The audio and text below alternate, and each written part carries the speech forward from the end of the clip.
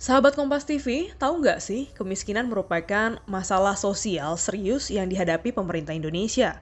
Ya, meskipun telah berjuang puluhan tahun untuk membebaskan diri dari kemiskinan, nyatanya sampai saat ini Indonesia belum bisa keluar dari belenggu kemiskinan.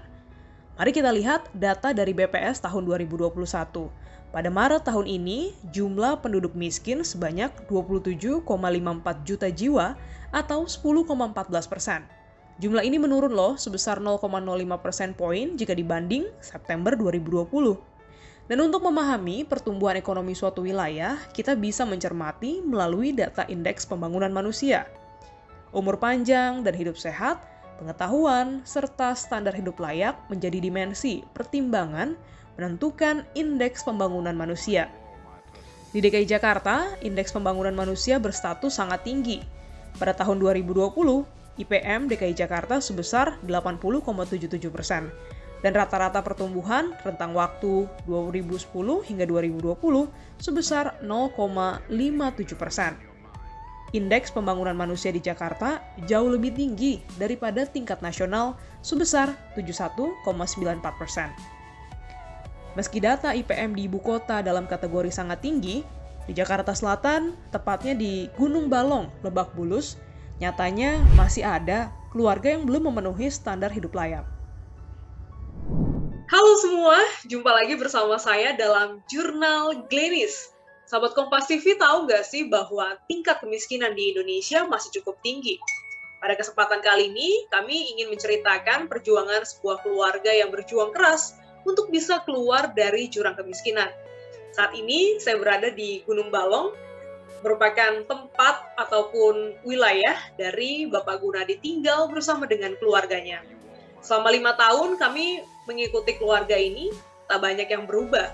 Mereka masih tinggal di tempat yang sama. Bahkan pandemi COVID-19 membuat hidup mereka tak semudah di 2016 silam. Ini merupakan Bapak Gunadi. Pria 53 tahun ini bersama istrinya Asmani memutuskan mengadu nasib di ibu kota sejak 1991. Gunadi dan istrinya hanya sempat mengenyam pendidikan sekolah dasar karena harus membantu orang tua mereka bekerja. Mereka tinggal di sebuah permukiman kumuh di belakang kompleks pemakaman Muslim di Gunung Balong. Istrinya Asmani membantunya memulung sampah sambil bekerja sebagai asisten rumah tangga dengan penghasilan sebesar 1,5 juta rupiah per bulan. Sedangkan Gunadi hanya mampu menghasilkan Rp650.000 per bulan, dan itu pun tak tentu karena ia telah berhenti memulung. Penghasilannya hanya setengah lebih besar dari uang sekolah anak bungsunya, Devi. Suami istri berbeda 25 tahun ini memiliki 3 anak, Agung, Gina, dan Devi. Agung dan Gina telah menikah sejak lulus SMK. Mimpi Agung untuk menjadi dokter telah pupus dan sekarang menjadi anggota PPSU. Sedangkan Gina yang lulus 2017 lalu harus mengubur dalam-dalam mimpinya karena menikah usia dini. Sulitnya mencari pekerjaan kini dirasakan Gina, anak kedua Gunadi. Sudah 3 tahun, Gina belum mendapatkan pekerjaan. Pengajuan kartu prakerjanya terus ditolak sistem. Niatnya masih pengen kerja, cuma gitu kan.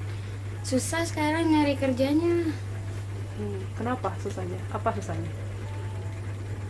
Iya, susah. Dulu pernah ngelamar di bank juga. Terus tapi saingannya banyak. Gagal di tes keberapa ya dulu ngelamar di BCA tuh pas di Jakarta Design Center ya. Gagal tahap ketiga kayaknya gagal. Udah pernah daftar, tapi gagal terus nih juga lagi daftar. Kayaknya karena Bang Agung pegawai kelurahan kali, kan katanya kalau PNS gak bisa daftar ya, kalau yang kerja-kerja di kelurahan tuh. Gunadi bersyukur karena dalam hidupnya dikaruniai 3 anak yang luar biasa. Meskipun dalam belenggu kemiskinan, Gunadi tetap mengedepankan pendidikan anaknya. Ia tidak ingin anak-anaknya mengalami hal serupa seperti yang ia alami. Terasa lebih berat. Iya. Karena apa aja, Pak? Karena ya kalau saya ini juga kita nyari-nyari juga lebih waspada lagi. Kalau misalnya kita keluar untuk cari uang, kita waspada, kita takut namanya udah kita keadaannya kayak gini kan. Kalau misalnya kita keluar di masa pandemi gini, nanti kita tertular atau gimana gitu yang saya takutkan. Kalau saya masalah perubahan itu untuk di anak-anak ya alhamdulillahnya mereka tuh bisa lulus sekolah dan sekarang udah berumah tangga gitu kan ya. Kita bebannya tuh udah berkurang ibaratnya, udah berkurang. Jadi tinggal satu lagi anak yang paling kecil ya, insya Allah kalau misalnya dia sih bisalah sampai kuliah yang kita harapkan gitu Kak. Ya mungkin karena anak yang saya yang dua itu kan udah keburu namanya mau berumah tangga, jadi harapan saya ya dia dapat dapat untuk makan aja dia, saya udah alhamdulillah gitu. Jadi saya bangga anak saya tuh udah berumah tangga dan sekolahnya juga bagi saya gitu ya yang ekonominya lemah gini kan, pencariannya kecil, lulus SMK saya juga udah bangga banget. Kalau kita kerja kan enak gitu, ada harapan gitu buat kebutuhan anak sekolah, apa yang kebutuhan anak sekolah gitu. Yang sekolah tinggal satu doang. Depi aja gitu. Gitu. Kalau boleh tahu sebulan penghasilannya berapa Bu? Kalau itu saya kerja, kalau itu saya 1,5 berangkat jam 7 pulang jam 4. Setiap hari? Iya, setiap hari, nggak ada liburnya. Iya, itu di 50.000 lah sehari bayarnya. Berapa dia masuk ini? Pokoknya udah lebih 10 tahun saya ngurusin anak itu, kerja rumah tangga gitu. Pulang pergi jalan aja, nggak ada gitu. Kali naik apa gitu, nggak ada, pulang pergi jalan. Jadi anak-anak jadi alasan ibu buat kerja ya, biar mereka tetap sekolah gitu. Sekolah gitu. Saya begitu Kak, biarin saya peribahasanya kerja sungsang sumbel untuk demi anak saya biar sampai lulus gitu sekolah. Anak ibu ada berapa Bu? Semuanya lulus sekolah? Yang dua udah lulus. Agung semua SMK. SMA ya, lulus semua udah. Nia, Agung udah lulus. Cuma tinggal Depi. Gunadi dan istri kini berharap besar pada anak bungsunya Depi. Usaha untuk menggenapi mimpi Depi untuk berkuliah atau menjadi polwan masih terus diusahakan Gunadi dan Asmani di masa tuanya. Lanjutin sekolah, misalkan nanti kuliah, kalau misalkan nggak ada biaya lah kerja dulu baru lanjutin kuliah. Ada kayak iri nggak sih, kayak kok gue gini, terus kayak teman-teman kayak cukup, terus kok kayaknya agak susah ya gitu, ada ngerasa kayak gitu nggak sih? Alhamdulillah enggak. Kenapa? Ngerasa apa yang bikin Devi ngerasa ya alhamdulillah aja hidup sekarang gitu? Ya Devi bersyukur aja, soalnya kan yang di luar sana juga masih banyak yang lebih kurang dari Devi. Bentuk bantuan untuk mengentaskan warga dari kemiskinan terus berkembang sesuai kebutuhan dan kondisi masyarakat. Beragam kebijakan mengentaskan kemiskinan di Jakarta telah dimulai sejak 6 dekade lalu.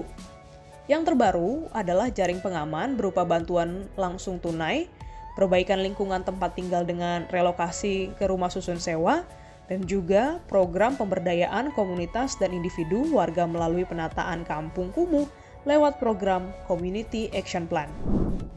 Meski demikian, mengentaskan kemiskinan di kota metropolitan seperti Jakarta memang tidak mudah.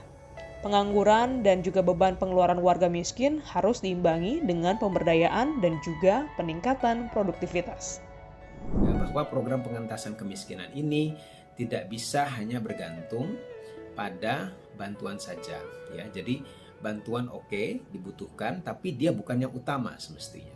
Karena pengentasan kemiskinan yang baik adalah mengentaskan atau mengangkat derajat masyarakat yang tadinya miskin menjadi sejahtera dengan kemampuan mereka sendiri, yaitu dengan mereka mendapatkan pekerjaan yang layak sehingga income mereka lebih baik, sehingga mereka lepas daripada kemiskinan. Jadi program-program pencipta lapangan pekerjaan itu sebetulnya merupakan kunci ya daripada pengentasan kemiskinan.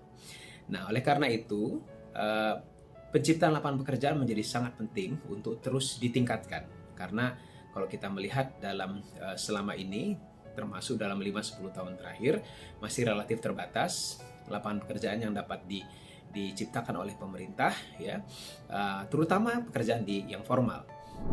Jauh ini pemerintah belum bisa mengentaskan kemiskinan hingga 0%. Katanya banyak yang berubah dari keluarga Bapak Gunadi setelah 5 tahun berlalu. Data tinggal data. Kembali lagi, sejauh mana komitmen pemerintah Indonesia untuk bisa mengentaskan kemiskinan. Kita jumpa lagi di episode berikutnya untuk membahas fenomena sosial yang terjadi, sembari bertanya, langkah apa yang harus diambil oleh pemerintah.